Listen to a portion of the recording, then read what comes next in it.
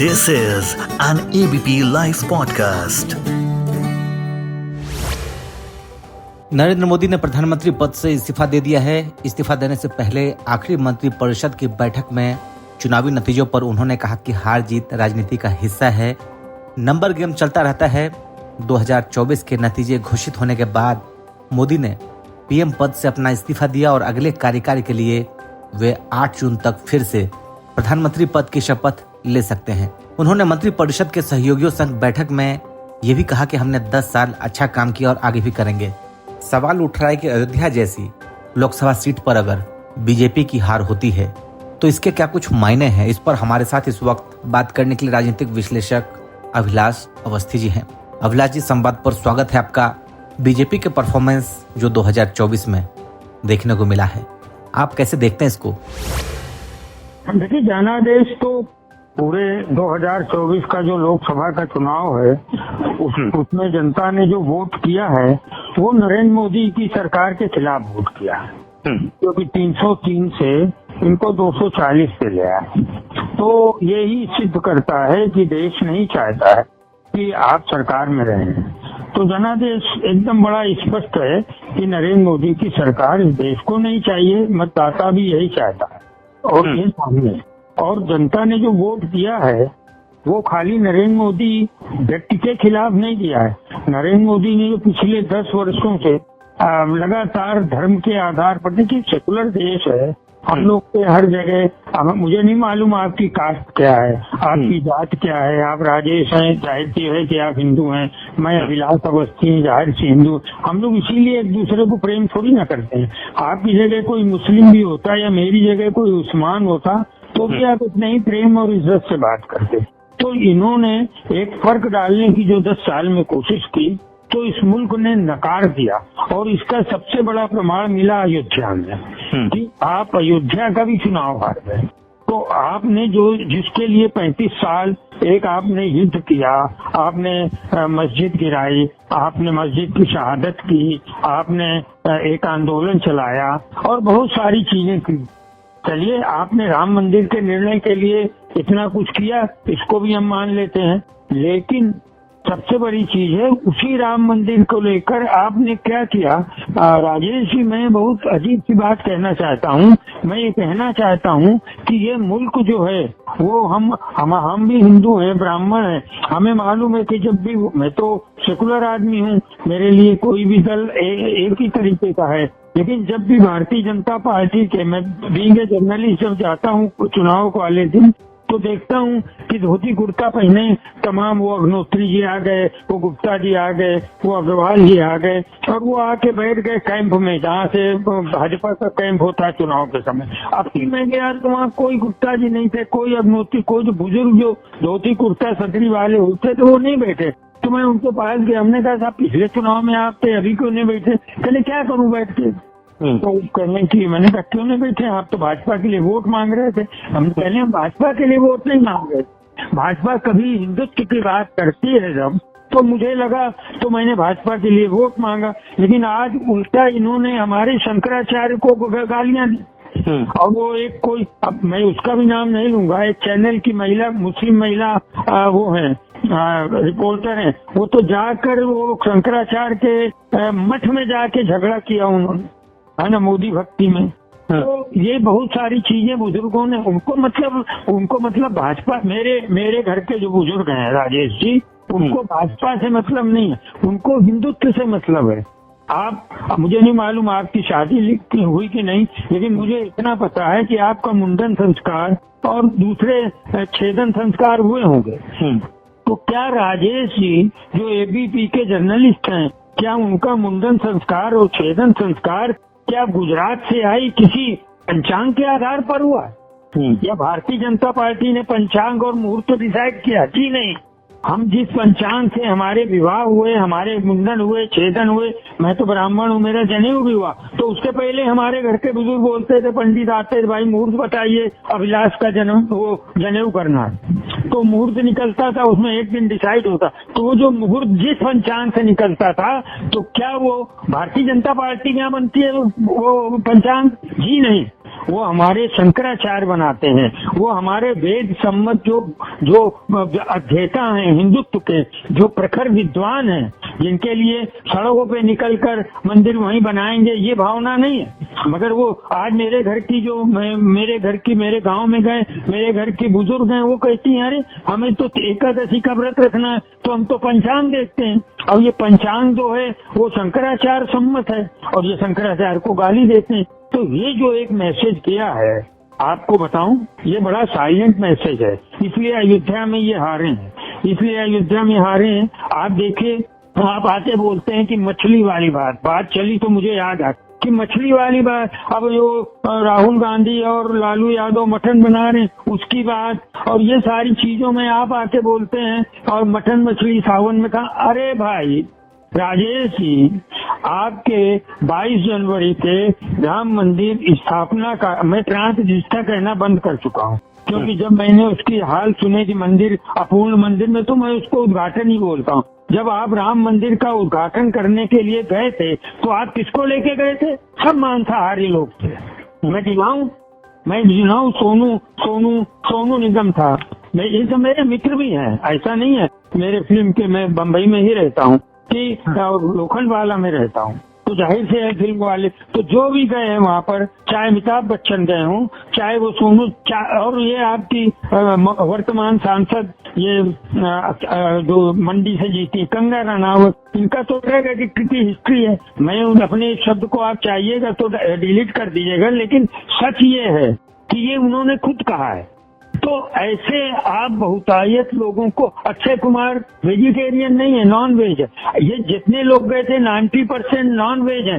तो आप अब जाकर आप चुनाव में बोलते हैं मटन मछली, तो दुनिया देखती नहीं है कि राम मंदिर के उद्घाटन में आप कितना हिंदुत्व का मान रखते हैं। राम मंदिर के उद्घाटन में आप मांसाहारी को ले जाते हैं, और दूसरी और आप देखिए, और भी राजेश जी बात चली तो मुझे याद है, आपको बालाजी तिरुपति के जो चीफ पुजारी थे, मुख्य पुजारी, उनको तो नहीं बुलाया आपने, बुलाया कंगना रनावत को।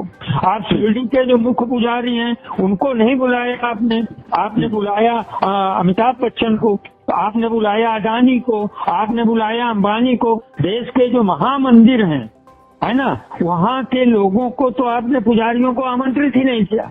तो आप जो बोलते हैं, मूर्त शास्त्री बोलते हैं, हम जिनकी सम्मान करते हैं, हम हिंदू लोग हैं, हम घर में नहीं डिसाइड कर लेते। राजेश जी, हम आप चाहे जितने प्रोग्रेसिव हो जाएं, मैं फिजिक्स से MSc किया हूँ, मैं टाइम्स ऑफ इंडिया बम्बई में रहा हूँ, बहुत सारी प्रगतिशील पड़ावों से गुजरा हूँ, लेकिन जब मैं अपने बेटे की शादी करूंगा, बेटी की शादी करूंगा, तो मैं निश्चित रूप से पंडित से पूछूंगा किस मुहूर्त में करें।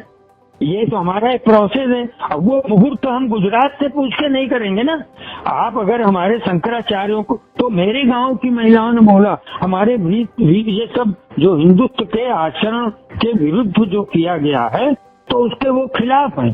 तो राम मंदिर में आज अयोध्या में ये जो चुनाव हारे हैं, उसके पीछे बहुत, मैं वो दोहराना नहीं चाहता हूँ कि जमीनों के घोटाले या ये सब है। मैं अब दूसरी बात पे आता हूँ, सरकार बनने का। इनको 235 के करीब शायद मिली है, वर्तमान टैली क्या है, शायद 240 के नीचे की है। अब 240 के नीचे की है। राजेश जी, मैं आपको 3 स्तर बताना चाहता हूँ। There are 3 stages in front of you. पहला 2014 की स्टेज थी, जिसमें आपको बोला गया था कि हम एनडीए के साथ लड़ रहे हैं, ठीक है, वो एनडीए की सरकार थी। उसके बाद 2019 की सरकार आई, तो प्रचार हुआ अब की बार, मतलब मोदी सरकार, भाजपा। दूसरी बार भी भाजपा सरकार नहीं थी, दूसरी बार जो 303 इनके आए, इन्होंने सिद्ध किया कि ये मोदी की सरकार है, भारतीय जनता पार्टी की सरकार नहीं है। क्योंकि इस बार के विज्ञापन अगर आपने देखे हैं, तो उसमें यही है कि तीसरी बार मोदी सरकार, तीसरी बार मोदी सरकार। तो उसी तरीके से जो संचार जो मंत्रालय है, उसने भी 30-35 करोड़ रुपए के विज्ञापन निकाले हैं, है ना, तो मोदी जी की सरकार या कुछ ऐसे करके निकाला है। तो हमें बहुत सारी चीजें मालूम पड़ी। पहली थी एनडीए की सरकार, दूसरी थी भाजपा की सरकार, तीसरी बार बनने वाली थी मोदी की सरकार, जिसे भारत के लोगों ने नकार दिया। उन्होंने कहा हम आपको, मैं ये भारत का प्रजातंत्र महत्वपूर्ण है, यहाँ पर एक व्यक्ति की सरकार नहीं बनती है, यहाँ पर देश के संसद में 543 लोग विभिन्न जगहों से आते हैं, विभिन्न परिधानों, भाषा भाषी, विभिन्न खान पान के लोग आते हैं, ये बड़े सुंदर देश है हमारा, है? वहाँ सब लोग आके बैठते हैं। किरण रिजिजू खुद बोलता है, जो भाजपा का सांसद है, मंत्री रहा, वो बोलता मैंने बीफ खाया। अरे जो कौन लोग क्या खाते हैं खाइए, आप क्यों पीछे पड़े किसी के? कौन क्या पहनता है हम उसके पीछे, हम नहीं पड़े कि कंगना रनावत के क्या पहने हुए फोटो है, हम नहीं उसके पीछे पड़ते। देश की जनता नहीं चाहती, देश की जनता चाहती हिंदुत्व को आप विवाद में मत लाइए। हमारा हिंदुत्व बड़ा विवाद में, जो हमारे घर के बुजुर्गों को नहीं अच्छा लगता, हम अपने घरों में पूजा कर लेते हैं, हमारे पास अपने मंदिर है। तो इसलिए जो इनका राम मंदिर का मुद्दा था वो फ्लॉप हुआ। मैं यहाँ फिर हाईलाइट करना चाहता हूँ कि राम मंदिर फ्लॉप नहीं हुआ, राम मंदिर सदैव है, सनातन है, सब कुछ है, लेकिन राम मंदिर का मुद्दा जो फ्लॉप हुआ वो इस वजह से कि ये अपने को हिंदुत्व के अध्येता समझने लगे थे, ये अपने आप को हिंदुत्व का प्रणेता और विचारक समझने लगे थे, जो देश के हिंदुओं ने इसको स्वीकार नहीं किया। और उन्होंने कहा जी नहीं, आप जो है, और बाकी बहुत सारी चीजें सामने आई हैं जिससे जो है हम सबको बड़ा मैंने लोगों से बात किया, लोगों में अनरेस्ट तो था बहुत। तो अभी जो सरकार यहाँ वर्तमान में आकर खड़ी हो गई है, जो एक जिच्चबाजी है, जो अभी जाहिर सी बात है इन्हें तो बुलाया, ये शायद इन्होंने राष्ट्रपति को अपना इस्तीफा भी दे दिया है और निकट भविष्य में ही उनको बहुमत सिद्ध करने के लिए बुलाया जाएगा।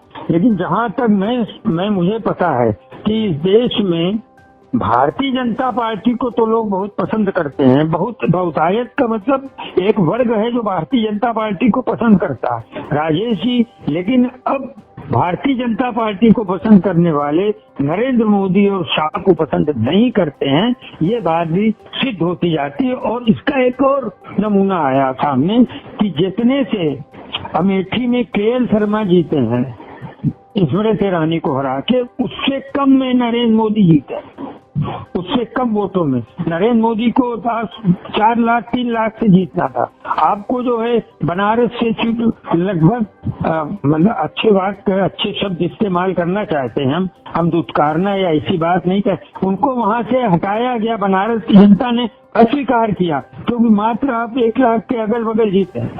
आपसे अधिक वोट से केएल शर्मा जीते, जिन्हें आप बोलते थे कि उनके पिए हैं। मैं 22 साल से केएल शर्मा को जानता हूँ, है ना, उनसे ज्यादा विनम्र को मैंने देखा नहीं। खैर ये एपिसोड उनके लिए नहीं है। तो मैं जो आपको बोलना चाहता हूँ मेरे मित्र, पत्रकार मित्र राजेश जी, कि ये जो 240 के नीचे इनकी टैली गई है, इसके का कारण भाजपा नहीं है, इसका कारण है सिर्फ नरेंद्र मोदी एंड शाह। इन लोगों ने, कोई नहीं चाहता, कोई भी दल यहाँ मिटाना नहीं चाहता किसी दल को, कोई नहीं कहता हमें भाजपा मुक्त भारत चाहिए, ये जरूर कहते हैं हमको ये मुक्त भारत चाहिए, हमको ये मुक्त भारत चाहिए। आपने और भी एक बात, क्या देश में ये संदेश नहीं गया मित्र कि एक मेजर जनरल रिटायर्ड है जिसके ऊपर कोई भ्रष्टाचार का आरोप नहीं है, जिसने आज तक कोई भ्रष्टाचार नहीं किया, जिसने कारगिल का युद्ध लड़ा, है ना, जिसने पाकिस्तान की जंग लड़ी, वो 2 बार 5-5 लाख वोटों से ज्यादा से जीता। मैं जनरल वीके सिंह की बात कर रहा हूँ, वो भारतीय जनता पार्टी के प्रत्याशी 2 बार जीते, अब वो मंत्री भी रहे, लेकिन तीसरी बार आपने उन्हें टिकट क्यों नहीं दिया? तो क्या आपके सामने एक मेजर जनरल को टिकट न देना और कंगना रनावत को टिकट देना, इन दोनों में कोई भेद है कि नहीं? क्या नरेंद्र मोदी ही सारी चीजें जब भारतीय जनता पार्टी में चलाने लगे तो इस बात का भाजपा में अंदर से भी विरोध हो। ये गए थे कि साहब पहले 19 को शायद जब पहला चुनाव शुरू हुआ था, प्रथम चरण के बाद गए थे नागपुर, आपको मालूम है क्योंकि लोग नहीं निकले। लोग इसलिए नहीं निकले कि आपने ये सब किया, आपने उन्हें टिकट दी जो आपके थे, आपने उन्हें टिकट नहीं दी जो भाजपा के थे। आपने टिकट दिया जगदम्बिका पाल को, मैं तो बहुत सारे ऐसे लोगों को जानता हूँ, आपने टिकट दी उनको जो कांग्रेस से आए हैं, आपने टिकट दी उनको जो सपा छोड़ के आए हैं, तो अब जो भी देखिए, एक मैं इस पर एक बात और भी बोल चुका हूँ, मुझे नहीं पता आपका समय कितना है क्या है, लेकिन भारतीय जनता पार्टी के मैं कम से कम 4000 लोगों से फोन से और मिलकर बात किया हूँ, मैं पूरे देश में घूमा हूँ। तो मित्र, मुझे ये मालूम पड़ा कि आरएसएस के लोग जो मुझसे 30-40 साल पहले मिलते थे, वो भी तब भी चप्पल फटका रहे थे और आज भी चप्पल फटका रहे हैं। तो वो बोलने लगे, यार एक बात बताओ, हमको इसका मतलब नहीं है कि हमें सत्ता से कुछ चाहिए, हम तो अपने मिशन के लिए काम करते हैं, लेकिन हम जब देखते हैं कि हम जो तुम्हें समृद्ध करके प्रधानमंत्री बनाते हैं, समृद्ध बनाते हैं, तो आप अपनी समृद्धि को 3 भागों में बांट देते हो। बहुत ध्यान से मेरी बात को मैं आपसे कहना चाहता हूँ। पहला, आप क्या करते हो, अपनी समृद्धि का 3 हिस्सा करते हो। पहला आप दे देते हो अपने गुजराती कारपोरेट को। तो चलिए, हमें ये उत्तर प्रदेश और मध्य प्रदेश और छत्तीसगढ़ यहाँ के भारतीय जनता पार्टी के कट्टर समर्थकों और आरएसएस के लोगों ने बोला कि वो आप दे देते हो अपने गुजराती कारपोरेट को। चलो ठीक है, हम चुप हो गए। समृद्धि का दूसरा हिस्सा आप बांट देते हो चैनल और चैनल के मालिकों और चैनल के संवाददाताओं को। चलो वो भी ठीक है कि भाई चैनल स्ट्रांग होनी चाहिए, सिर्फ इसलिए नहीं कि आपकी कुछ कहें, वो पूरे दे। लेकिन जो तीसरा हिस्सा है जिसपे हमारी भी आशाएं हो सकती है, वो आप बांट देते हो विरोधी पक्ष को खरीदने में। आप 50 करोड़ रुपए दे देते हो मिलिंद देवड़ा को, आप 70 करोड़ दे देते हो अशोक चौहान को, आप फला करोड़ दे देते हो विपक्ष। तो आज जिन कांग्रेसियों का, सपाहियों का हमने जिंदगी भर विरोध किया, मेरे सामने आप 50 करोड़ देके खरीद लेते हो। और हमारे पास वही हवाई चप्पल जो मस्जिद गिराते वक्त थी, और आज भी वही हवाई चप्पल है। हमारे बच्चों को कोई विकास। तो ये जो डिस्ट्रीब्यूशन था, ये जो समृद्धि का, ये जो सत्ता का, देखिए ये बात तो सही है, कोई भी व्यक्ति किसी राजनीतिक दल में काम करता है तो उसके साथ ये भी होता है कि इस राजनीतिक दल के या नेता के विकास के साथ हमारे देश में खुशहाली आए। मैं ये नहीं कहता हूँ कि सारे भाजपाई स्वार्थी वे सोचते, वो चाहते हैं देश में समृद्धि आए और उस समृद्धि का कुछ अंश मुझका का है। और जो हम 24 घंटे के कार्यकर्ता हैं आरएसएस भाजपा का, तो हमारे बच्चों का भविष्य सुरक्षित। अब उनके बच्चे बेरोजगार घूम रहे। मैं ऐसे आरएसएस के लोग, मेरे पास एक का फोन आया, मैं आपको फिर अचानक बताऊं, कानपुर से फोन आया, कहने लगे कि मैं वो हूँ हिंदू जागरण मंच का बहुत बड़े पत्रकार हैं, आप मदद करते हैं सबकी, हमको प्रमोट करिए आप। हमका ठीक है। कोई था हिंदू मंच, कौन सा था? तो हमने कहा ठीक है बेटा। हमने कहा उम्र कितनी तुम्हारी? तो कहने मैं 28 साल का हूँ। हमने कहा क्या किया पढ़ाई? कहने मैं भी काम कर चुका हूँ। हमने कहा उसके बाद क्या करते हो? तो कहने उसका ध्यान मेरी बात तो दिए, तो क्या करते हो? कहने अभी तो कुछ नहीं करते हैं, यही करते हैं हिंदू मंच काम का। ठीक है, तो कुछ मिलता है तुम्हें? नहीं। तो मैं घर का खर्चा कैसे चलता है? कहने पापा की पेंशन आती, पापा कोई ऑर्डिनेंस फैक्ट्री वगैरह में थे तो उनकी पेंशन आती। तो हमने कहा मैं तुम्हारी राजनीति में मदद अवश्य करूंगा, लेकिन पहले मेरी एक बात को समझ लो कि तुम जिस हिंदुत्व की वकालत करते हुए भारतीय जनता पार्टी की मदद कर रहे हो, वो तुमको एक रोजगार भी नहीं दे रहा है। और तुम्हारे घर का खर्चा कौन चला रहा है? वो पेंशन जो नेहरू ने दी थी, जो नेहरू ने पेंशन शुरू की थी इस देश में। अगर नेहरू पेंशन शुरू नहीं करते तो तुम्हारे घर में आज आटा दाल का भी खर्चा नहीं आता, वो शहर में रहने वाले भी। तो हमने कहा कभी ये सोचा है कि तुम्हारे घर का खर्चा कैसे चलता? पेंशन से। तो पेंशन नेहरू जैसे विद्वान ने दी थी, जिसको तुम्हारे प्रधानमंत्री गाली बकते हैं, नेहरू को अक्सर गाली बका करते। तो ये जो है ना, ये चेतना 10 साल के अंदर लोगों तक पहुंच गई। पहुंच तो पिछली बार भी गई थी। इंडिया टुडे के सर्वे में पुलवामा के पहले ये चुनाव हार रहे थे 2019 में, पुलवामा के हमले के बाद के सर्वे में ये जीते हैं। उसी हाल को पिछली बार गए थे, लेकिन अभी इस बार जो है वो हारे, निकट रूप से हारे, और जो भी चीजें हुई वो हारे। और वो उनकी हार है ये। मैं तो कहूंगा कि नरेंद्र मोदी को चूंकि उनको लीगली भी बुलाएंगे, भाई जो लार्जेस्ट पार्टी है, सिंगल लार्जेस्ट पार्टी, उसको बुलाएंगे, तो इनको चाहिए कि वो कहें कि हमें सरकार नहीं बनानी।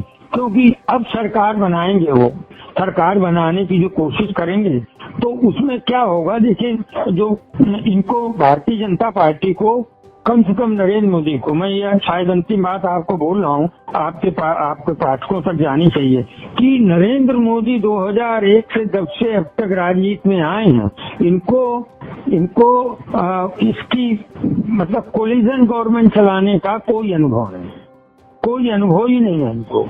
अब इनको ये अनुभव नहीं है, इसलिए इन्हें पहली बार कोलिजन की गवर्नमेंट स्पष्ट चलानी पड़ेगी। अगर नीतीश कुमार बोलेंगे कि आप जाति जनगणना जारी करो वरना हम चले, तो वो जो है उन्हें वो करना पड़ेगा। जैसे बोलेंगे आप हिंदू मस्जिद का नाम ये मत लीजिए, ये मत लीजिए, वो तो चुप रहेंगे। बहुत सारे मामलों में वो बोलेंगे, नायडू बोलेंगे, तो उसमें चुप रहना पड़ेगा। बहुत मामले में तो ये इनकी आदत नहीं है।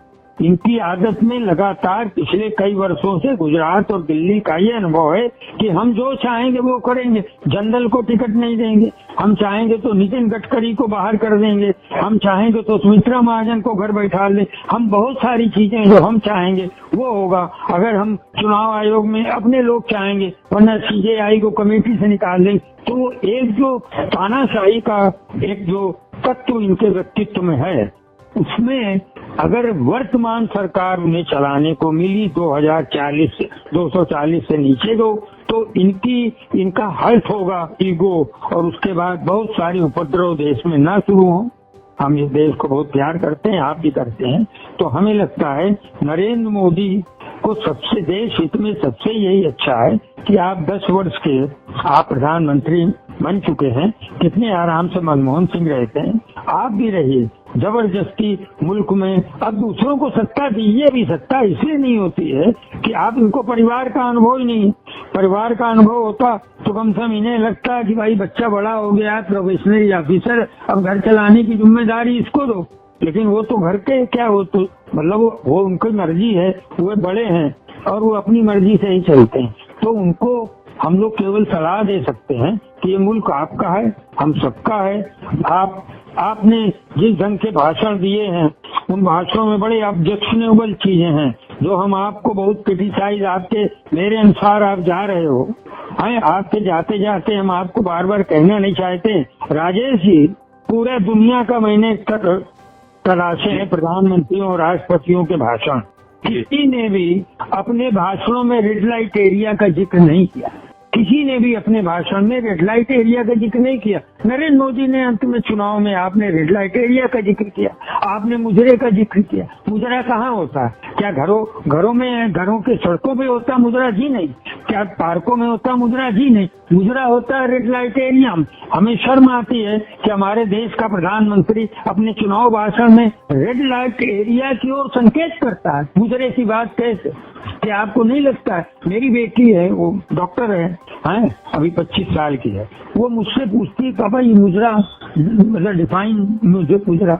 अब आप जो है ना, उन बच्चों को भी जो 17-18 साल की लड़कियां हैं, बच्चे हैं, उनमें से कई लोगों ने मुझसे, मैं सोसाइटी के नीचे जाता हूँ तो पूछते हैं, तो ये मुजरा शब्द आपके भाषण में नहीं आना चाहिए था, क्योंकि भाषण समाज, आप अपने आप को इतना महत्वपूर्ण समझिए कि आप प्रधानमंत्री हैं और आपका भाषण समाज में जा रहा है, केवल वो सपा और कांग्रेस के लोग ही नहीं सुन रहे हैं। तो ये हमारे लिए बड़ी शर्म की बात है कि हमारा प्रधानमंत्री अपने भाषण में रेड लाइट एरिया की ओर इशारा करता है। तो हमें ऐसी बहुत सारी चीजों पे ये लगा कि अब प्रधानमंत्री, कुछ लोग तो ये बोलते हैं कि अब उनको विश्राम करना चाहिए, ये करना चाहिए। मैं भी उन्हें चाहूंगा कि आप जैसे नानाजी देशमुख थे, बनारस चले गए थे राजनीति छोड़कर, या आपने, मैं उनकी कैपेसिटी या बहुत सारी चीजों को चुनौतियां नहीं देना चाहता, लेकिन मुझे लगता है कि अगर हिंदुत्व के आप अगर वास्तव में पालन करता हैं, तो आपको ध्यान रखना चाहिए कि 60 वर्ष के बाद आपका संन्यास आश्रम शुरू हो जाता है। आप तो 73-74 के हो गए हैं, तो आपको उसमें कैपेसिटी, हमें भी जब 70-74 का हो जाऊंगा, मेरी मानसिक, शारीरिक और तमाम शक्तियां क्षीण होने लगेंगी। तो ऐसे में ही सब तमाम लोगों ने वेद सम्मत बोला है कि संन्यास की ओर बढ़ो, का मतलब आप ये विषय चीजें, सत्ता और मोह माह से थोड़ा सा दूर रहना। तो क्या अगर आप हिंदुत्व के पालन करता हो तो आपको चाहिए कि आप भी सत्ता से विमुख होकर आप समाज, और हम तो कहते हैं आप हिंदुत्व की ही बात करें, आप धर्म की सेवा, नानाजी देशमुख की तरह बनारस चले जाएं, वो तो आपका वो है। हालांकि अब बनारस के लोगों ने स्वीकार कर दिया है, तो आप कहीं गुजरात में ही कुछ करें, ऐसा मुझे लगता है। और मेरी तरफ से तो राजेश जी ये है कि उन्होंने जो 10 साल बोया है उसे हिंदुओं ने हराया है। नरेंद्र मोदी को मुसलमानों ने नहीं हराया है, नरेंद्र मोदी को हराया है दलितों ने, नरेंद्र मोदी को दलित हिंदुओं ने और ओबीसी हिंदुओं ने हराया है, आदिवासी हिंदुओं ने हराया है। हराने का मतलब 240 सीटों से नीचे पहुंचा दिया है, आपको बहुमत नहीं दिया है। और आपके ये जो 235-40 सीटें आई हैं, इनमें आपके साथ और दूसरी पार्टियों का भी वोट है। अगर केवल भारतीय जनता पार्टी लड़ती तो क्या हालत होती, मैं ज्यादा बोलना नहीं चाहता हूँ। इसमें शिंदे सेना का भी वोट है, इसमें अजीत पवार का भी वोट है, इसमें नायडू का भी वोट है, इसमें जो है नीतीश कुमार का भी वोट है। ये जो आपको 235 सीटें मिली हैं, इसमें दुनिया भर के वोट शामिल हैं। इसलिए आप अहंकार मत पालिएगा कि ये 234 आपकी वजह से मिली है। तो ये इसका विश्लेषण करना चाहिए, गैर राजनीतिज्ञों को बुलाकर इन्हें बैठ के बात करनी चाहिए और आगे के राजनीतिक स्टेप लेना चाहिए। अगली शपथ वो नहीं लें, यही ज्यादा अच्छा है, और किसी दूसरों को मौका दें, ऐसा मुझे लगता है। राजेश, यूपी लैब पॉडकास्ट के साथ बातचीत करने के लिए अभिलाष अवस्थी जी, बहुत शुक्रिया आपका। Thank you sir. This is an ABP Live podcast.